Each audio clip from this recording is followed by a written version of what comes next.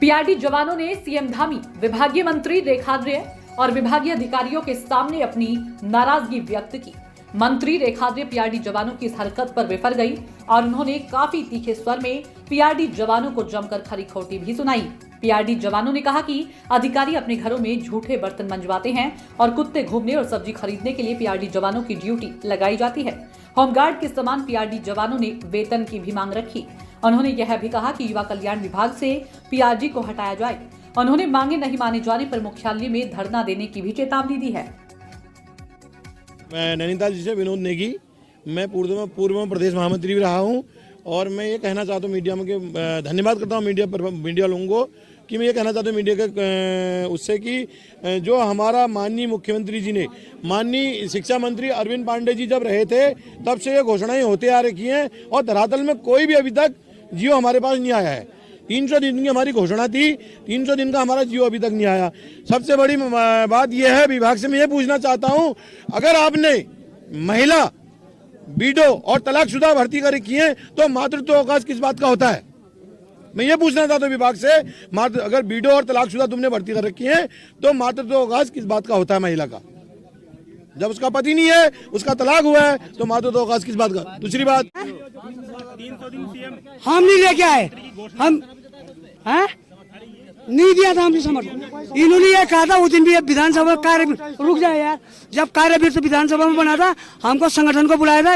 इन्होंने कहा final draft बनाने के बाद हम आपके सामने प्रस्तुत करेंगे, इनका कार्यवृत्त मांग लीजिए। अगर हमने समर्थन जताया इनका कार्यवृत्त में, कार्यवृत्त क्या 26 घोषणाएं हैं कार्यवृत्त में, उस कार्यवृत्त में अगर 26 घोषणा में से इन्होंने एक घोषणा भी हमारे पक्ष में करी है तो हम बोलेंगे 570। हमने 570 के लिए कहा था हमने साल भर में एक बार, उसमें यह कहा था कि 10 लाख रुपए पीआरडी जवान को जब 60 साल में रिटायर जाएगा 10 लाख रुपए उस जवान को दिया जाए रिटायरमेंट के टाइम पे।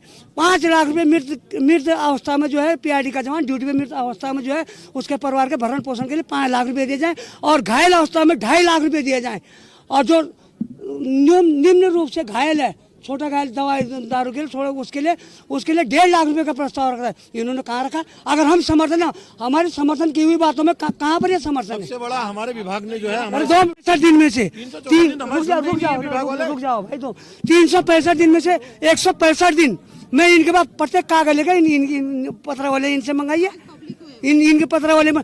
आज स्थापना दिवस के दिन इस रोष का कारण यह है कि हम इस उम्मीद के साथ आए थे। हम अभी 4 दिन पहले माननीय मुख्यमंत्री जी के से लेकर और सचिव से लेकर डायरेक्टर से लेकर डायरेक्टर साहब ने हमें सचिवालय में स्पष्ट कहा मेरे पास टाइम नहीं तुमसे मिलने का। हम अपने मांग पत्र देने गए तो उससे पहले हमने एक मांग पत्र दिया है। डायरेक्टर साहब हमने तुमसे मिलने का टाइम, मैं मीटिंग में जा रहा हूँ।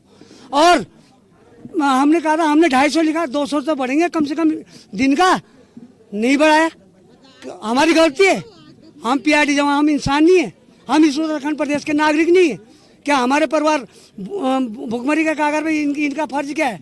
हमारी बारी आते ये हाथ खड़े, इनकी बारी आते फटाफट कलम फेर देते, अपना बढ़ा देते हैं।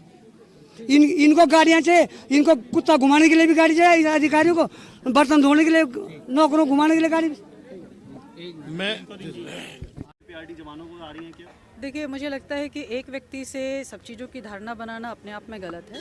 एक विषय जो वो 570 रुपये लेकर कुछ कह रहे थे, उस विषय का, क्योंकि मुझसे पहले भी कई लोग मिले हैं, मैं समझती हूँ कि पीआरडी जवानों को लेकर पीआरडी जवानों के संगठन से वार्ता करने वाली पहली मंत्री मैं हूँ। उनकी भावनाओं के अनुसार मैं सब चीज़ों में काम किया गया है। पहले उनके कल्याण कोष के लिए या उनके हित में निर्णय लेने के लिए जो उनकी ओर से अंशदान होता था मात्र 10 रुपये का होता था। आज उस अंशदान को उन्हीं की अपेक्षा के अनुसार में इतनी धनराशि की कटौती हो, इस प्रकार की भावनाओं को उन्हीं के द्वारा कहा गया, इसी के अनुसार किया गया।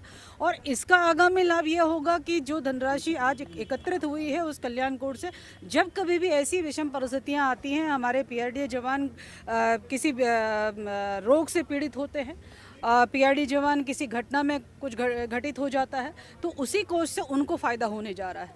कुछ लोग इसको क्षणिक रूप से देख रहे हैं और मैं समझती हूँ अधिक से अधिक लोग जो है इसका दूरगामी परिणाम देख रहे हैं।